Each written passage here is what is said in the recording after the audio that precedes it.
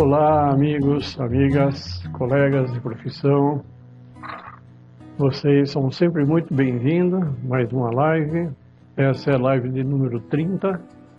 Uma live que vai ser muito interessante porque nós vamos mostrar um outro aspecto da variabilidade da frequência cardíaca. Isso é uma live, eu estou trazendo um trabalho feito na França, em que eles trabalham com uma nova tecnologia, uma nova matemática para entender os fenômenos biológicos.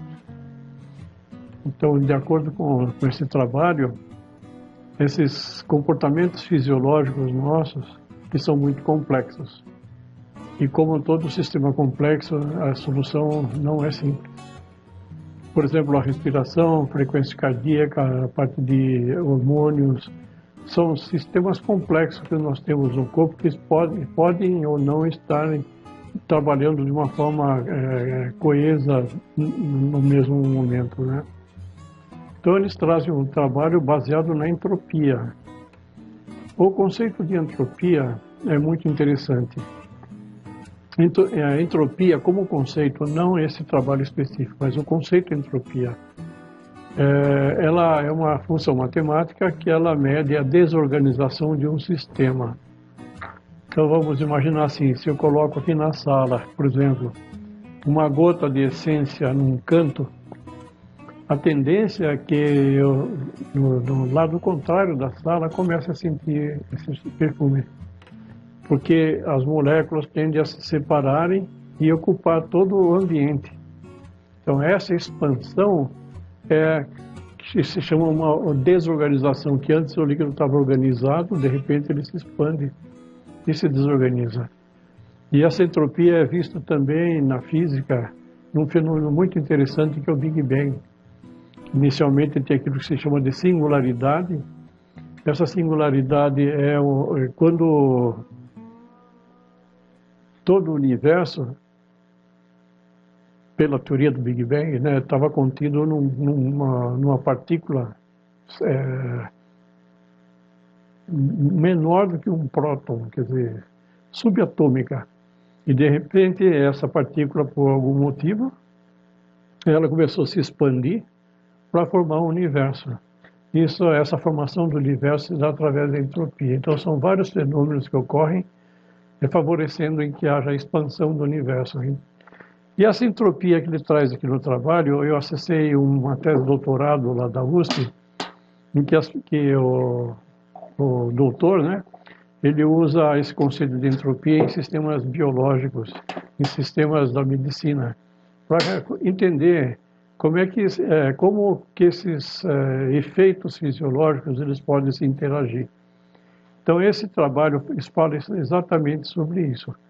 Mas eu não vou entrar na matemática, eu não vou entrar no princípio da entropia mesmo, que vai complicar um pouquinho a nossa apresentação. Eu quero fazer uma apresentação que seja mais comunicativa, e a pessoa que tiver interesse em entrar na profundidade da matemática, então pode acessar aqui no nosso canal do YouTube, que vai estar lá o resumo, incluindo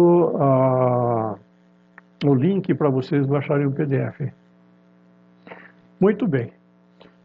Quando nós estudamos a variabilidade da frequência cardíaca, em 1996, um task force, um grupo de estudos, um grupo de trabalho, formado por cardiologistas americanos e europeus, e junto com matemáticos, físicos, eles avaliaram todas as informações que existiam sobre esse fenômeno que é chamado de variabilidade da frequência cardíaca, mas de uma integração das informações. E muitas pessoas falavam, muitos pesquisadores traziam a variabilidade com um certo nome, outro com outros nomes, enfim, eles fizeram um consenso. Nesse consenso trouxeram a conotação fisiológica da variabilidade da frequência cardíaca, os padrões que têm que ser usados, que eles sugerem que usem, e também a implicação clínica disso. Então ele é muito completo, esse trabalho.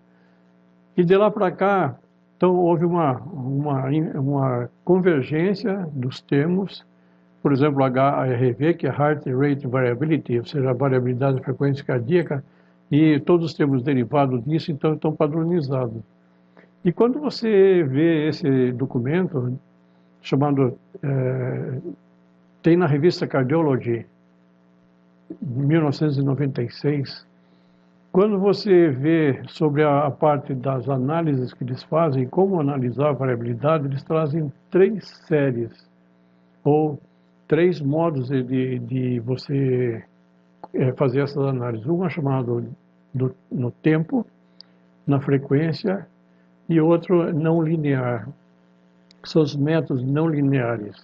Então, quando você vê análise em função do tempo, eles pegam, então, a frequência cardíaca, batimento ao longo do tempo, e fazem uma análise matemática em cima disso, em que saem os diversos parâmetros, SDNN, bom, e aí tem uma série de parâmetros. E você pode pegar esses mesmos dados e colocar numa matemática superior, em que ele transforma essa série temporal em série do domínio, chama-se domínio, né? Domínio do tempo e domínio da frequência. No domínio da frequência, que eles transformam essas atividades do coração em termos de frequência em hertz. Não é a frequência de batimento cardíaco, é um outro tipo de frequência, em que eles analisaram que vai de 0 a 0,5 ou mais. Mas esse documento traz de 0 a 0,4 Hz como sendo o funcionamento normal do coração, né? Então eles separam em uma seção que ele fala no ultra low frequency, uma frequência ultra baixa, very low frequency, uma frequência muito baixa, uma que é low frequency, que é a frequência baixa, high frequency, frequência alta, e ultra high frequency, que é a frequência ultra alta. Essa frequência ultra alta e a frequência ultra baixa são 2 frequências que não se conhece ainda qual é a conotação fisiológica, o que da fisiologia influencia esses parâmetros. Aqui na clínica, eu trabalho com hipnose, a gente por várias vezes analisou pacientes em hipnose em que tem esse ultra low frequency muito alto em relação às pessoas no estado normal. Por exemplo, dado em porcentagem, a pessoa fica no estado normal 0,2, 0,4, 1% do tempo nessa frequência, enquanto que a pessoa que está no estado de hipnose é comum encontrar 80%, 90% desse estado. Então deve existir uma componente biológica muito importante, ainda não estudada, ainda não pesquisada, nesse ultra low frequency, na frequência ultra baixa. Então, resume-se em 3 frequências. Uma que é a atividade simpática, que vai de 0,033 Hz até 0,04.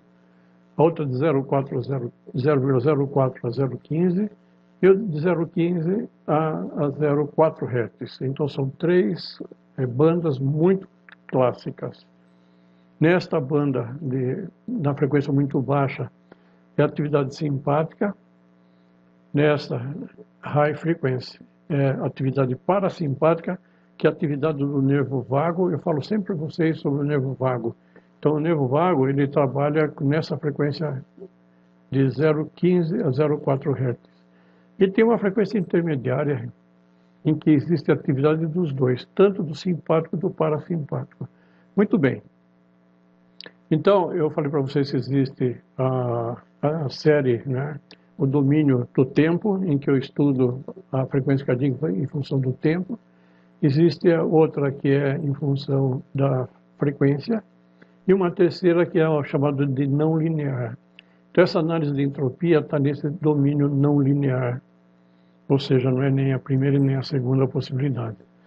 Muito bem, com essa introdução, então, eu sei que esse assunto é um pouco complexo, mesmo quando nós começamos a estudar isso aqui há quase 15 anos atrás, nós tivemos uma certa dificuldade de entender essa terminologia. Mas acho que 15 anos de estudo é suficiente para a gente começar a aprender um pouquinho sobre isso. Muito bem, esta é a live número 30, que ela vai ficar no YouTube, no nosso canal do YouTube. Lá você pode encontrar muitas aplicações do biofeedback de HRV, que é o tipo do CardioMotion. Muito bem.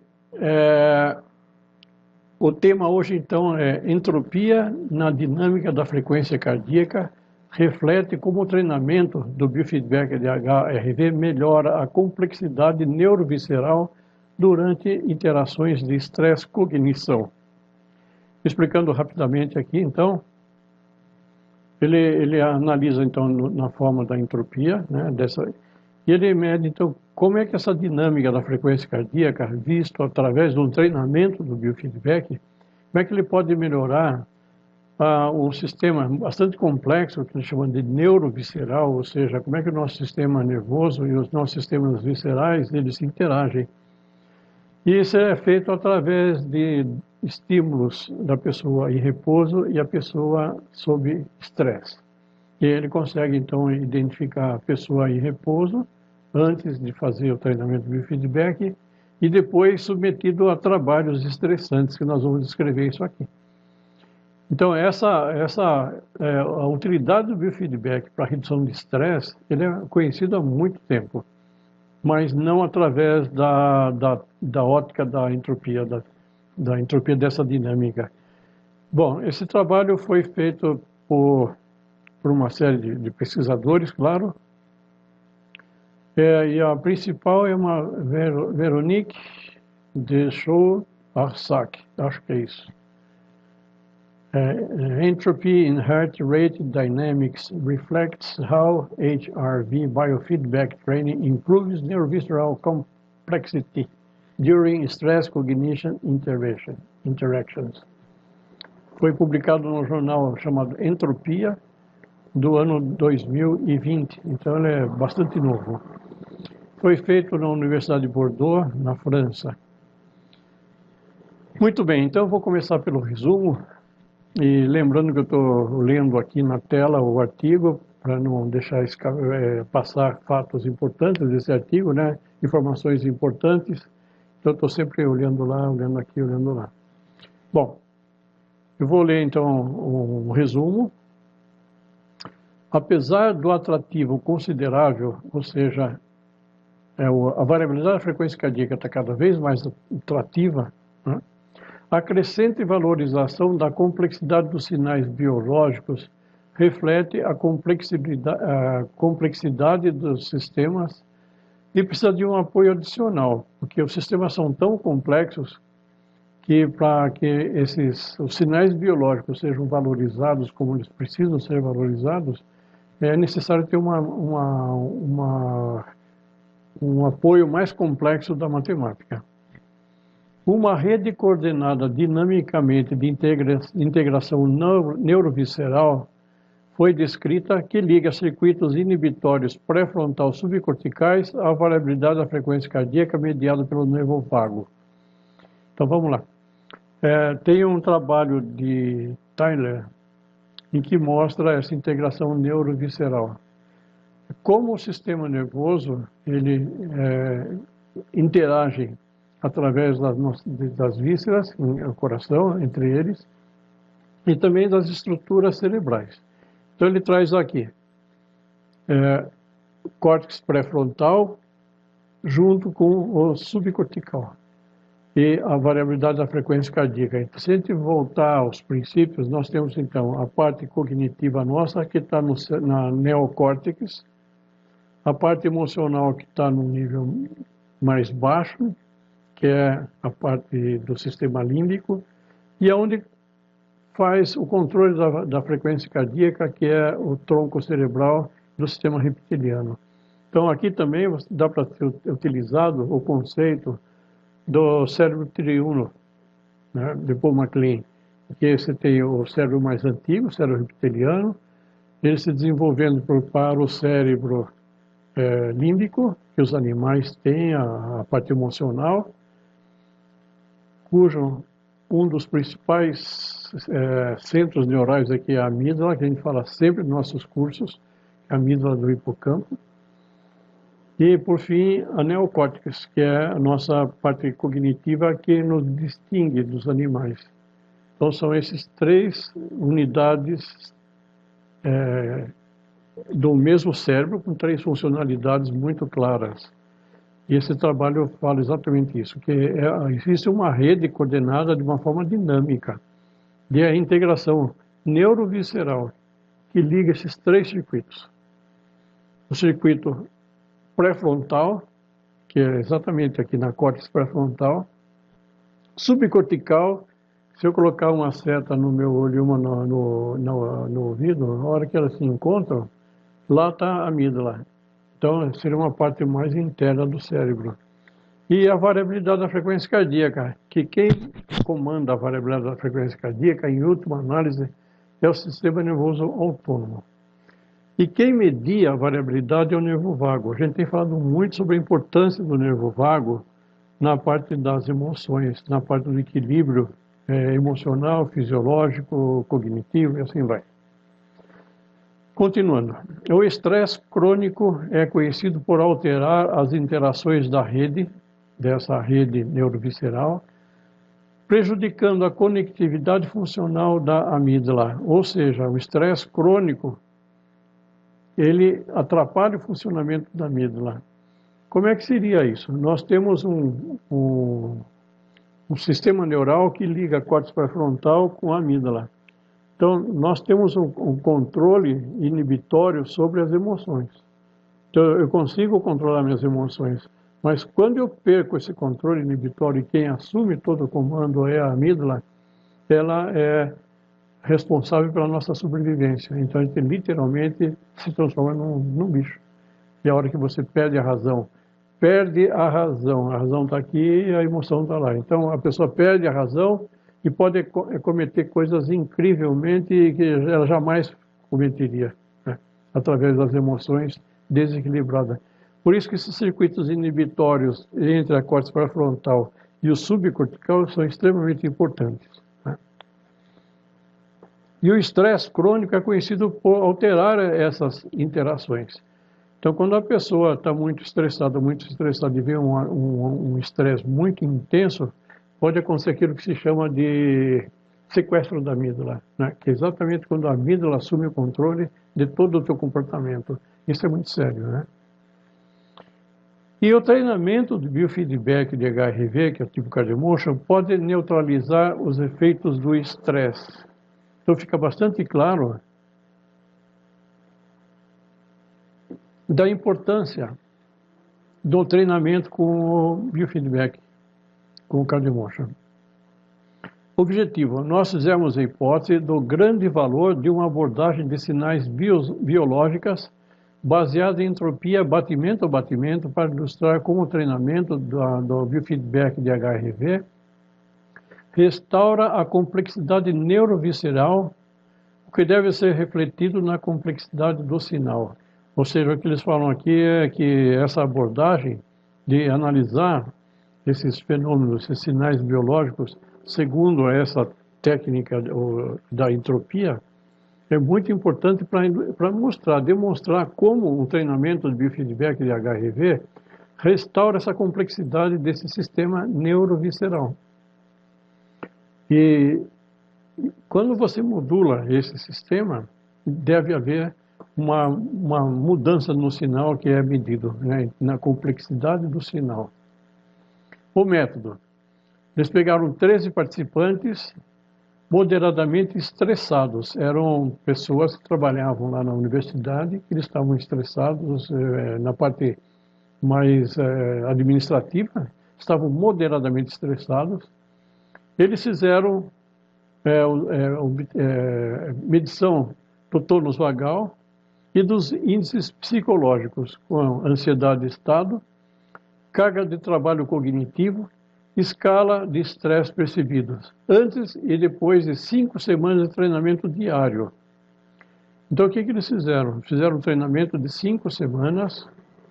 Diariamente, as pessoas eram treinadas no biofeedback, ou seja, na coerência cardíaca, que é o que o CardioMotion indica, a coerência cardíaca naquele ponto em que aparece a setinha verde subindo, o cursorzinho verde subindo e descendo, é esse ponto que eles fizeram o treinamento. Em repouso e durante um trabalho cognitivo estressante. Eles usaram aqui um sistema chamado entropia composta de várias escalas refinadas. Eu não vou entrar em detalhes, porque eu já falei um pouquinho para vocês sobre o que é entropia, então eles usaram várias escalas para fazer esse cálculo. Foi calculada em escala de curto prazo como marcador de complexidade do sinal. Então eles usaram essa matemática da entropia para avaliar quão complexo é um sinal biológico, né? Nesse caso é o batimento cardíaco. O tônus vagal aumentado em repouso e durante a tarefa estressante ilustra os benefícios do treinamento do circuito cérebro-coração. Então, eles estão analisando a integração do cérebro com o coração. A gente sempre traz nos nossos cursos essa importância da integração cérebro-coração. Então, ele fala aqui, o tônus vagal aumentado, o que significa? Maior intensidade do nervo vago. Então, voltando àquelas divisões, aqui é o simpático, aqui é o parasimpático, que é o nervo vago. Então, quando a pessoa está muito estressada, o que acontece é isso, você tem muito maior atividade simpática do que parasimpática, que é o nervo vago. Não dá para engolir esse último dedo aqui, mas está aqui. Então, assim, seria uma pessoa completamente estressada, ansiosa, deprimida, com pânico, com problemas cardiovasculares, e você tem muita atividade simpática muito intensa. Quando você trabalha com biofeedback, o que você faz? Você aumenta o equilíbrio. Esse equilíbrio, através do aumento do vago. Aumentando o vago, você vai buscar o equilíbrio, que é entre o simpático e o parasimpático, que é o low frequency, baixa frequência. Ele fala assim, que o tônus vagal aumentado, isso aqui sendo aumentado, em repouso e durante tarefa estressante, ilustra os benefícios do treinamento do circuito cérebro-coração. O circuito cérebro-coração é esse neurovisceral que eu acabei de falar para vocês. O índice de entropia atingiu os níveis de maior significância nas análises de variância e da curva ROC. Atividade vagal restaurada em repouso foi correlacionada com ganho na entropia. Ou seja, você restaurou a atividade vagal através do equilíbrio, e esse equilíbrio pode ser medido através do ganho de entropia. Ou seja, eles usaram esse conceito de entropia para analisar a atividade vagal. Lembrando então, o que é a atividade vagal, o que é o nervo vago? Daqui, da base do cérebro, do tronco cerebral, saem 12 pares de nervos cranianos. O 10º par de nervo craniano é o nervo vago. É um dos nervos do sistema parasimpático nosso. E esse nervo vago ele tem uma componente que vai mais para o rosto e uma componente que vai mais para as entranhas, para as vísceras. Isso na teoria polivagal de Stephen Porges, ele fala muito sobre isso. Nós temos uma live em que eu trago essa importância do trabalho de Stephen Porges falando da teoria polivagal. Muito bem, então ele mede a atividade desse nervo vago. Esse nervo vago, ele sai do tronco cerebral, ele desce pelo pescoço e inerva coração, pulmão, fígado, rim, pâncreas, baço, até as partes genitais, ele inerva tudo.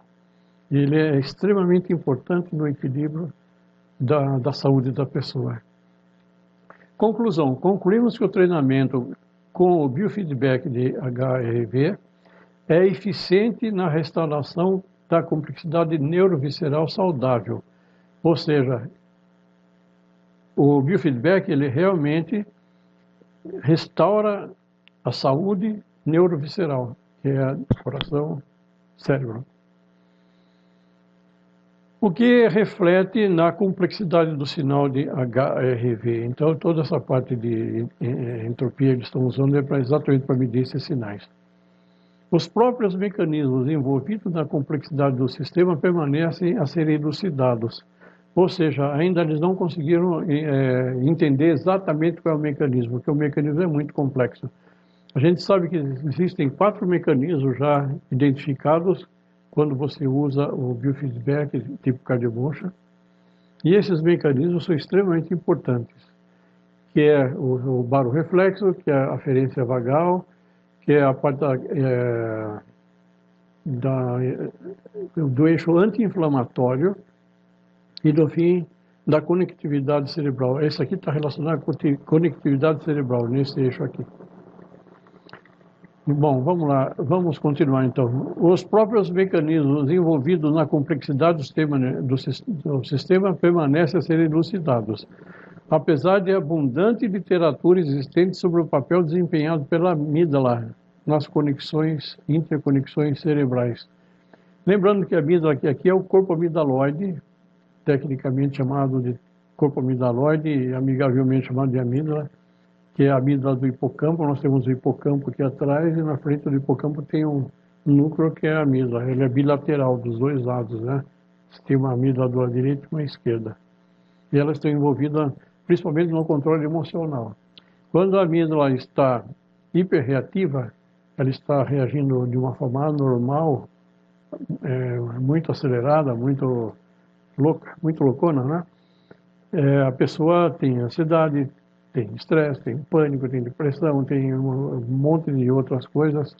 E também reflete na parte física, né? Hipertensão arterial, em crises de asma e assim vai. Todo esse material, todas essas informações, a gente entra em mais detalhes no nosso curso, no curso de Biofeedback, que é importante conhecer a parte científica, mas não dá para a gente fazer uma live de meia hora, 40 minutos, todas essas informações. Bom, essa aqui é a introdução, então nós vamos começar com o texto introdutório.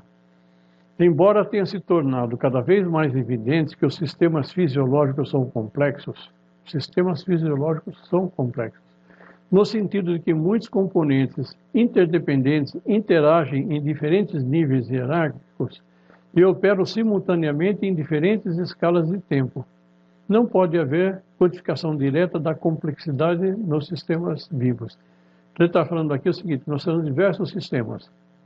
E cada um desses sistemas, muitas vezes, eles têm vida própria em termos do timing. Quando você vai lançar o melatonina à noite para dormir, quando diminui a melatonina, quando aumenta o cortisol para você acordar de manhã, aí vem os hormônios todos de crescimento à noite. Enfim, nosso sistema é um sistema extremamente complexo. Você tem, incluindo respiração, temperatura corporal, tudo isso aí torna-se extremamente complexo de você fazer uma medição direta de tudo isso aí, porque eles interagem. Esses sistemas não são sistemas estanques, cada um faz uma coisa. Eles estão interagindo. Daí vem essa complexidade nos sistemas vivos. Em vez disso, uma abordagem intuitiva com considerável apelo tem sido os sinais fisiológicos biomédicos gerados por tais sistemas e pode levar informações sobre a complexidade do sistema, sua auto-organização e potencial de adaptabilidade. Portanto, apontar para a análise da complexidade do sinal é uma maneira confiável de examinar interações coordenadas nas redes neurofisiológicas. Em resumo, ele fala que toda essa análise dos sinais fisiológicos e biomédicos, aqui entra a pressão arterial, aqui entra dosagem de glicose e assim vai, que são sistemas independentes, porém interconectados, se torna muito difícil de você fazer essa análise. Então, quando você usa quando você tenta entender isso, é importante então examinar essas interações coordenadas nessas redes neurofisiológicas. Então, nós trabalhamos em redes neurais. Essas redes, ela interconecta o corpo inteiro. E a gente vai falar um pouquinho mais sobre isso.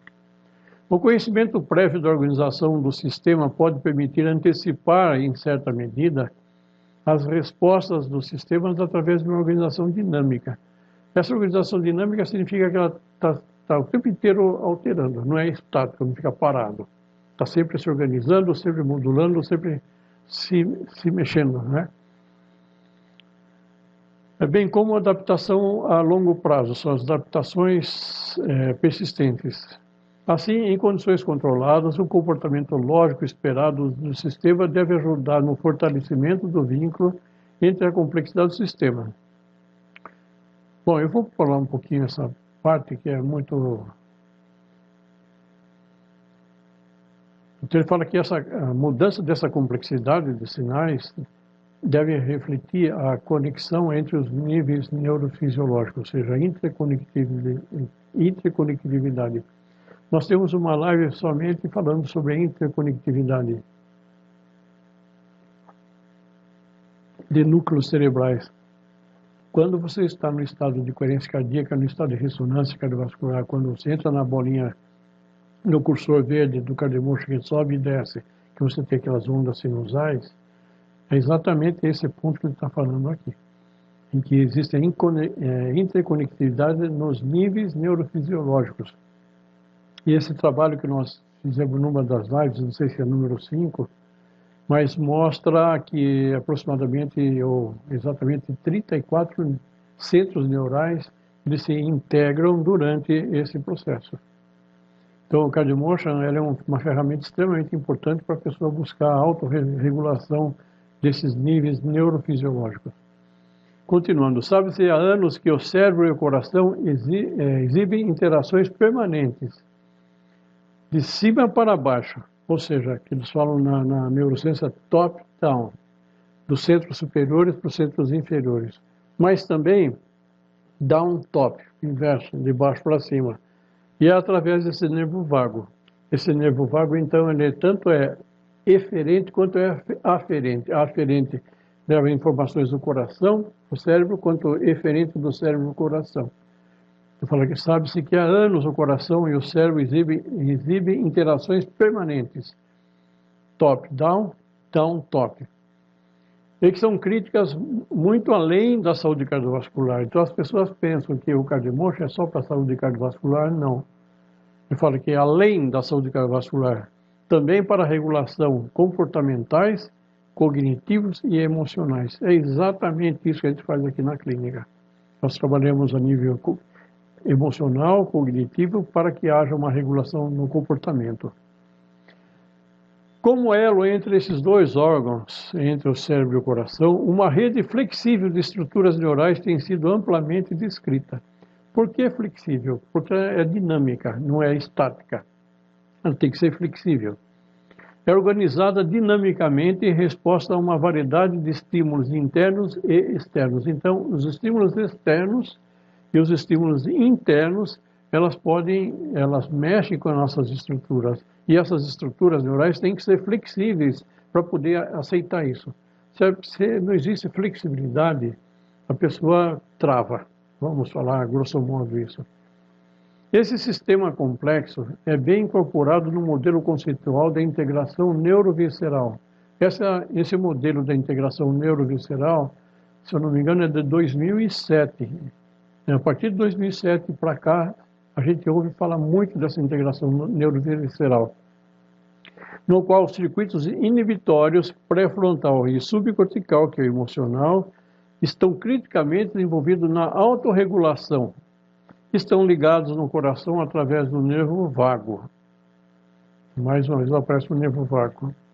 O funcionamento geral dos muitos componentes hierárquicos constituídos e suas múltiplas interações tem sido estudado até agora através da quantificação da modulação na alta frequência. Modulação de alta frequência aqui está sendo estudado através da atividade do nervo vago na faixa de 0,15 a 0,4 Hz, 0,40 Hz aqui. E a variabilidade da frequência cardíaca, que é o marcador do tônus vagal. Então, essa frequência é que mostra quanto o nosso tônus vagal, quanto a nossa, vamos chamar força vagal, poder vagal do nervo vago está funcionando, né? Quando a pessoa tem baixo tônus vagal e tem alto tônus simpático, é a hora que você tem aquilo que a gente chama de ansiedade, estresse, depressão e assim vai. Então, onde que está o equilíbrio de tudo isso? Está quando você sobe o tônus vagal e o parasimpático reduz e os dois ficam na mesma frequência. Na mesma frequência não, intensidades semelhantes, né? Que se dá numa faixa de 0,04 Hz a 0,15 Hz. A chamada variabilidade da frequência cardíaca mostrou-se ser uma medida de processos cognitivos, comportamentais e emocionais que são subjacentes a diferentes quadros clínicos. Então, quando você faz esse marcador através do HRV, você mostra diferentes quadros clínicos em vez de mostrar os sintomas específicos de cada transtorno. Então, você pega pega a soma de tudo, que está relacionado a processos cognitivos, comportamentais e emocionais. No curso de hipnose, a gente traz muito bem claro isso, o que é a cognição, o que é a emoção, o que é o sistema nervoso autônomo e o que é o comportamento. Ele fala aqui exatamente o que ele traz de uma outra forma no nosso curso de hipnose. Então, ele fala dos estados não invasivos, devido à ação inibitória do córtex pré-frontal, que modula a resposta cognitivo-comportamental. Estudos que abrangem domínios da psicologia, da cardiovascular e da neuroimagem fornecem evidências convergentes que a ligação entre a dinâmica da variabilidade e os circuitos subcorticais pré-frontais por meio da intrincada rede neural. Isso nós já falamos com outras palavras, essa integração entre a córtex pré-frontal, entre as estruturas límbicas e entre o coração, entre a variabilidade da frequência cardíaca. Eles apontam coletivamente para o papel crítico da atividade funcional da rede de autorregulação cognitiva e emocional. Além disso, eles designam a amígdala como o alvo crítico do estresse e da ansiedade, esse circuito desempenhando um fator crítico na interconectividade do sistema.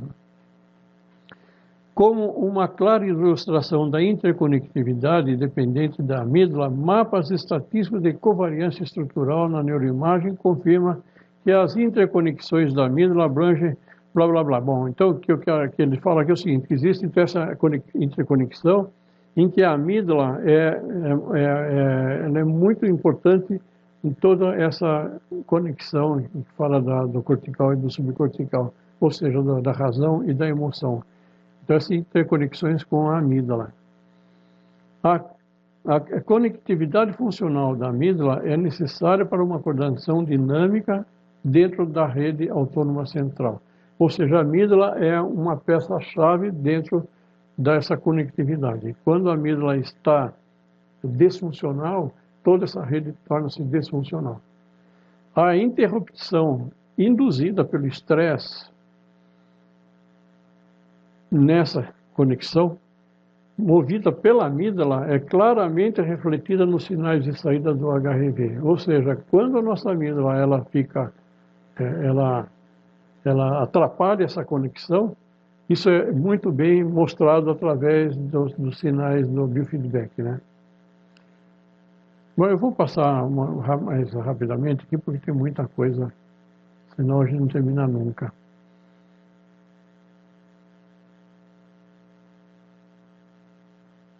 A variabilidade da frequência cardíaca, estudada através do nervo vago de repouso, ajudou a demonstrar que o funcionamento de toda a rede pode ser restaurado. Ou seja, quando você aumenta a função do nervo vago, o tônus vagal, você tem uma restauração dessa rede. É aí que traz o resultado. Então as pessoas falam, quantas vezes tem que fazer o treinamento com o cardiomocha? Uma vez, duas vezes? Depende. Depende porque você está reestruturando toda uma rede neural. E essa rede neural fala aqui, são intervenções específicas capazes de melhorar o tráfego vagal em pessoas com inibição córtico-subcortical corrompida.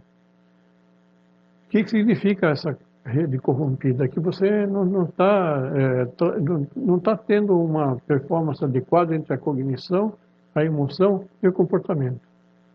Ok? Vamos lá. Entre essas intervenções, o treinamento do biofeedback de HRV tem sido mostrado um método fácil de usar.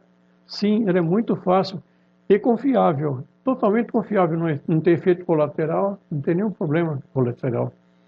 Que resulta no controle inibitório cortical, Ou seja, nós temos condição de controlar nossas emoções, elas não ficam disparadas.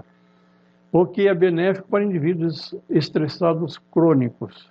A técnica do biofeedback de HRV consiste em diminuir a faixa respiratória espontânea, que aumenta a atividade vagal, para a mesma frequência natural do controle cardiovascular simpático. Então, para a mesma frequência do simpático. Exatamente isso. Está perfeito o texto. Então, quando você faz a taxa de respiração na coerência cardíaca, que é a hora que aquela luzinha verde lá do pacer acende, então o que você está fazendo? Você está levando a atividade vagal para a mesma frequência natural do controle cardiovascular do simpático. Isso estabelece ressonância entre os ramos de controle barorreflexo vagal e simpático. Existe depois, então, a ressonância que forma aquela onda sinusal, blá, blá, blá. Alcançar a chamada coerência cardíaca proporciona um aumento do ganho barorreflexo, o que melhora o tráfego aferente vagal, é o que sai aferente do coração para o cérebro, e estimulações cerebrais de baixo para cima, ou seja, top-down e down-top, né? Assim e assim. Em última análise, restaura o estado psicofisiológico adequado, ou melhora a defesa contra eventos de estresse episódico, como demonstrado nos alunos durante exames. Então, estresse episódico é a pessoa que está durante o exame ficar super estressado. Até o momento, não temos ideia de como a complexidade do sinal pode mudar com o treinamento do biofeedback. Ele não conhece exatamente ainda qual é o mecanismo. Embora já exista 4 mecanismos definidos, deve haver mais um quinto que eles ainda não descobriram. O objetivo do presente estudo foi promover uma nova aplicação de um método baseado na complexidade, que é a entropia, o método da entropia, para avaliar a coordenação de uma rede neurofisiológica, então, neural e fisiológica, os parâmetros fisiológicos, a rede autônoma central por meio de complexidade do seu sinal de saída. O que é o sinal de saída? É aquilo que você consegue analisar no CardioMotion, por exemplo. Bom, aqui eu coloquei alguma coisa a mais que não está nesse artigo, está no artigo original dos cientistas que trouxeram essa ideia dessa complexidade que existe, né? Então ele fala assim, então, abre aspas, investigadores identificaram unidades funcionais dentro do sistema nervoso central que suportam o comportamento direcionado a metas, e a adaptação, a adaptabilidade. Ou seja, existe uma estrutura neural que dá suporte para você ter um direcionamento, para você atingir metas e se adaptar. Uma dessas entidades é a rede autonômica central, ou autônoma central. Essa rede autônoma é que nós estamos falando desde o início, que é uma rede bastante complexa. O funcionamento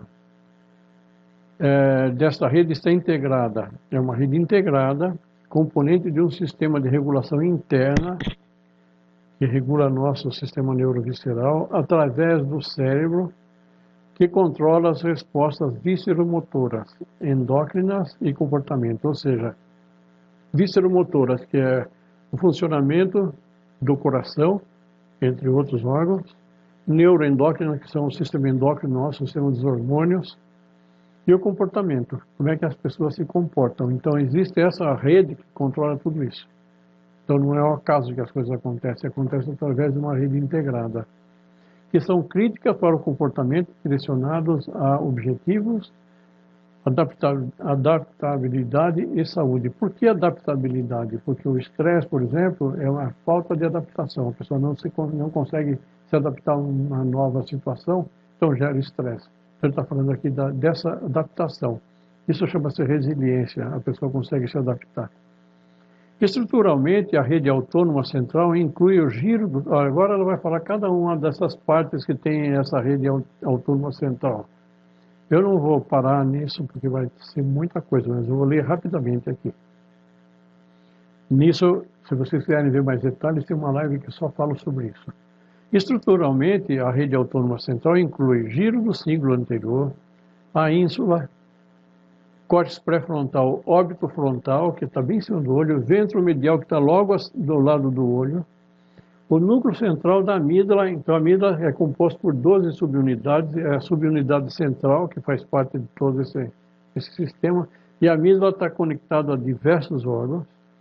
Os núcleos paraventriculares relacionados e núcleos relacionados ao hipotálamo,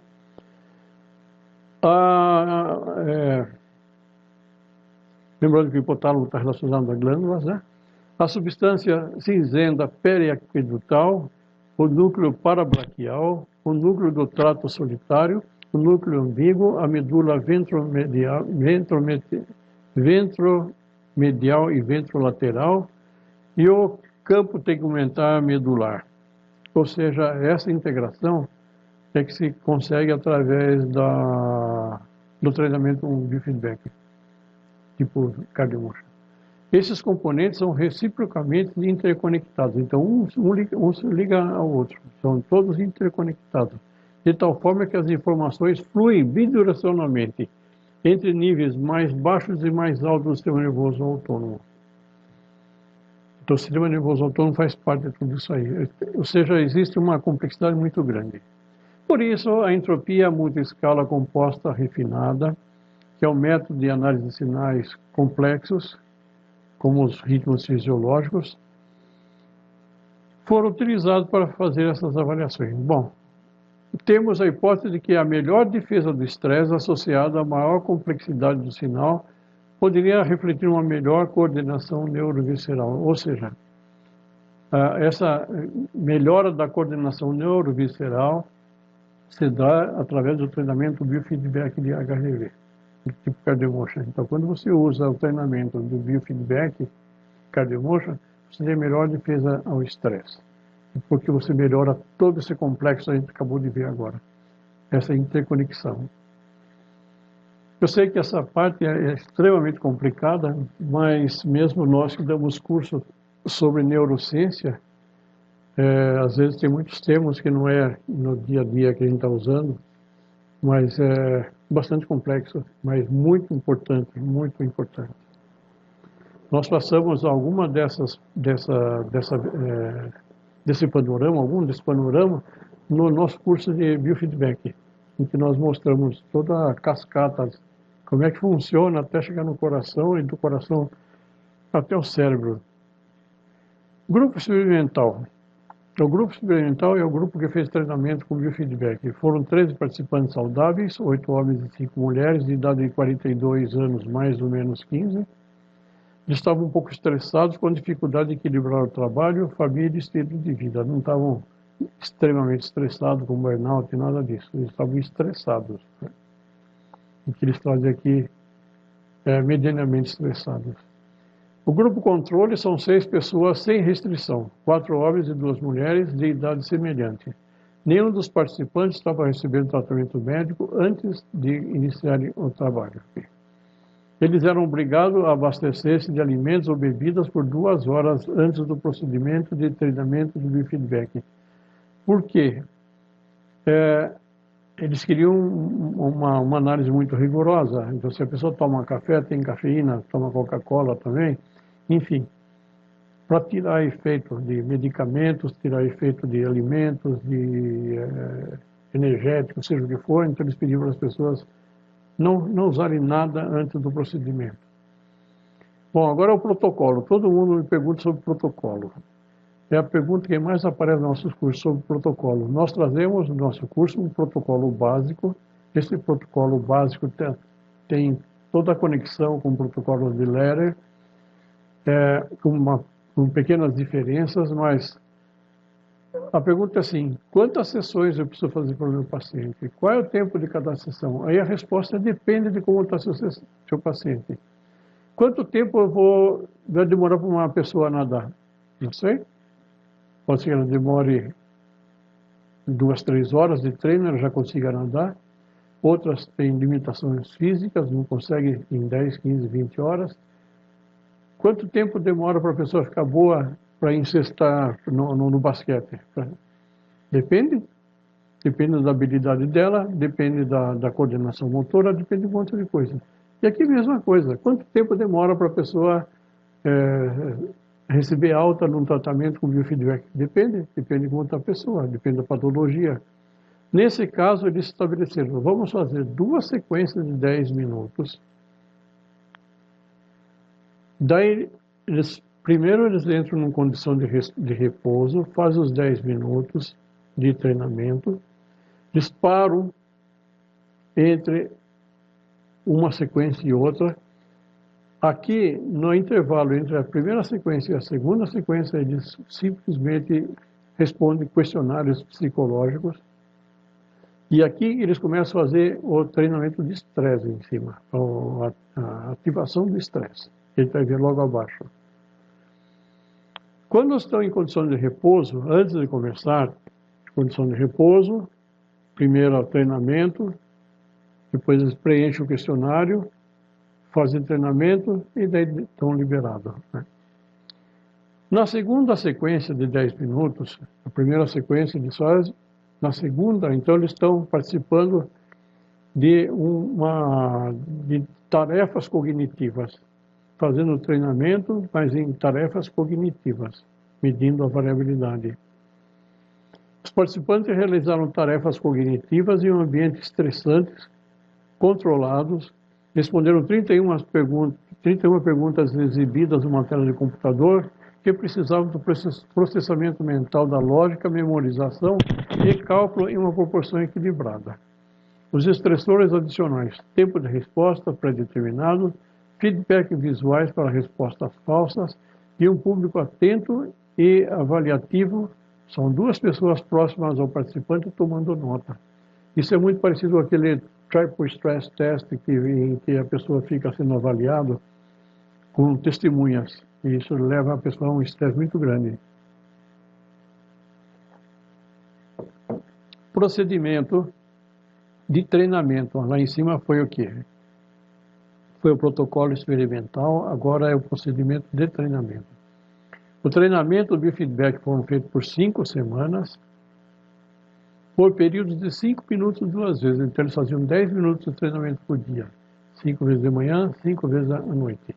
Usavam um sensor igual a esse nosso que nós temos, sensor de dedo, em que faziam análise de como estava a frequência cardíaca. A frequência característica da frequência cardíaca, que é a coerência cardíaca.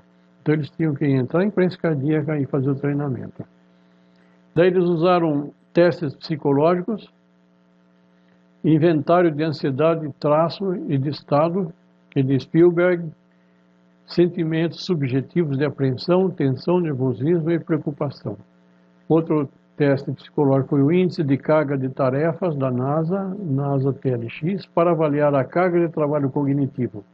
Avalia 6 componentes em escala: demanda mental, demanda física, demanda temporal, desempenho, esforço, nível de frustração. Escala de estresse percebido, informações sobre a frequência de pensamentos e sentimentos em relação ao que estava sendo a situação encontrada. Daí fizeram toda a análise da frequência cardíaca e fizeram análises estatísticas e os resultados. Bom, vamos partir agora para o finalmente, que já está muito longa essa live. Ainda a discussão. O objetivo principal do presente estudo foi mostrar o valor de uma análise baseada na complexidade, que é exatamente a entropia, usando o método da entropia multi-escala refinada, para identificar mudanças na interconectividade cerebral, ou seja, como é que muda aquela conexão das 34 estruturas neurais que fazem parte dessa rede autônoma central quando se faz o treinamento com biofeedback, com biofeedback tipo Cardiomotion. A hipótese era de que um perfil coerente nas alterações na entropia durante as interações de estresse-cognição fornece uma abordagem complexa da rede autônoma central e da adaptabilidade neurovisceral ao treinamento do HRV, do biofeedback de HRV. Ou seja, toda essa análise que eles fizeram, eles chegaram numa interpretação dessa interação entre o estresse e a cognição, lembrando que o estresse se dá através da hiperatividade da amígdala e a cognição se dá através dessa parte mais frontal, Ele fala aqui do médio, da parte frontal aqui, né, e a amígdala que está lá no centro. Então essa que é a interação estresse-cognição. E foi medido através dessa rede autônoma central da adaptação. Como é que o nosso treinamento adaptou esse sistema neurovisceral pelo treinamento com biofeedback da variabilidade cardíaca. A principal constatação nesse sentido foi que a entropia do sinal de saída foi aumentada apesar do estresse, graças ao treinamento do biofeedback. Ou seja, mesmo com o estresse que eles estavam sendo submetidos, houve uma melhora da atividade do nervo vago. E essa melhora da atividade do nervo vago se dá através do treinamento do biofeedback. A pessoa, mesmo sendo submetida a estresse, aquele trabalho estressante, mas quando ela faz o treinamento com biofeedback, ela consegue melhorar a atividade do nervo vago que traz a saúde, né? Isso foi acompanhado de benefícios de treinamento sobre a atividade vagal, que é conhecida por evitar interrupções da conectividade funcional da amígdala. Esse é o sequestro da amígdala. Então, essa interrupção entre o controle pré-frontal e o controle da amígdala, quando existe essa interrupção, é chamado então de sequestro da amígdala. Isso é muito sério. Lá nos Estados Unidos, na Flórida, teve uma festinha numa universidade, um tempo atrás, em que eles estavam usando muita maconha, não na forma de maconha mesmo, que era proibido, mas na forma de incenso, na forma de geleia, enfim, vários modos de ingerir a mesma coisa, né? E o que aconteceu é que quando um desses participantes ele saiu da festinha, ele estava tão alucinado, vamos chamar assim, que ele agrediu um guarda e começou a comer a orelha do guarda, de um policial. E o segundo policial foi lá e abateu ele a tiros, mostrando então que houve essa interrupção entre nosso processamento aqui racional com o emocional. Então a razão parou de funcionar adequadamente e a emoção assumiu o controle. E aconteceu o que aconteceu. E é nesse momento em que sai briga de trânsito, que sai suicídios, homicídios e assim por diante. É o sequestro da amígdala. As respostas psicológicas vagais e de complexidade no treinamento oferecem uma visão coerente dessa complexidade do sistema neurovisceral, que pode abrir novas perspectivas para a abordagem da variabilidade da frequência cardíaca nas interações cérebro-coração. Observações anteriores relatam a ligação entre a atividade do nervo vago, a ansiedade e a interconectividade dos centros neurais, quando o cérebro tem que responder emocionalmente e cognitivamente. É exatamente como falei para vocês, nesse evento lá de Miami, né, da Flórida. Um baixo HRV vagal, ou seja, baixa resposta vagal de repouso, que a pessoa está sentada e tem essa baixa atividade vagal, ou uma retirada excessiva, ou seja, tem excesso de simpático. Quando se tem excesso de simpático, significa uma retirada vagal. Quando se enfrenta um desafio agudo, tem sido associado a má saúde e maior eficácia de enfrentamento, a uma variabilidade, melhor, uma variedade de estímulos e desafios. Esses déficits da atividade autônoma vagal estão geralmente associados a disfunções, razão-emoção, que levam a alta suscetibilidade à desconexão da amígdala e uma flexibilidade comportamental e cognitiva corrompida, ou seja, baixa flexibilidade, baixa resiliência. A exposição prolongada ao estresse é um candidato óbvio na origem dessas disfunções, sendo refletida no controle do sistema nervoso vagal, prejudicando o coração. Então, veja, por que o estresse afeta o coração? Devido a esse desequilíbrio, dessa desregulagem neurovisceral. Bom, eu vou passar aqui para o resultado, que tem muita coisa aqui. a capacidade de manter a alta atividade vagal, ou seja, aumentar o tônus vagal em repouso, bem como durante uma tarefa cognitiva. Uma vez que você aumenta o tônus vagal, não importa depois se a tarefa é cognitiva ou não é cognitiva, você já aumentou o tônus vagal. Então, a pessoa vai fazer um vestibular, vai fazer uma prova, vai fazer qualquer coisa. Então, não adianta no dia anterior, ou 2 dias antes, tentar aumentar o tônus vagal por qualquer processo. Ele não aumenta de uma hora para outra. Então, com um treinamento consistente, aqui foram 5 semanas, você consegue aumentar e passar por esse estado que seria de estresse numa forma equilibrada. Então, você aumenta a resiliência da pessoa. Então, quem vai fazer vestibular, quem vai fazer algum tipo de exame, que vai estar sob observação, quer que seja no esporte ou na própria empresa, ou professor ou aluno, seja o que for, vai passar por situações estressantes e é bom que esteja preparado já bem antes para isso. Principalmente vestibulando. Os vestibulandos estudam, chega na hora da branco. Da branco não lembra de nada. Vai fazer um vestibular que estudou durante o ano inteiro. A hora que você fica estressado, essa conexão entre nossa parte cognitiva, nossa parte racional e nossa parte emocional, ela desequilibra. E a pessoa não consegue dar bom resultado, começa a dar o famoso branco, bem no momento crítico, né?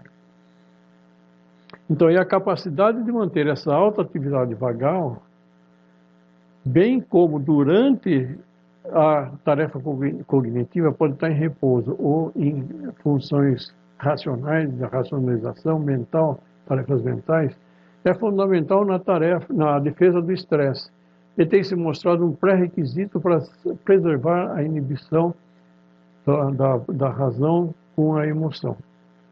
Assim, a conectividade, bem como, né, a conectividade funcional da amígdala. Então, para a amígdala se estabilizar num modo tranquilo, para que elimine a ansiedade, elimine estresse, e depressão, e pânico, e assim vai, bem como hipertensão arterial, bem como crise de asma, bem como síncope vagal, e assim vai.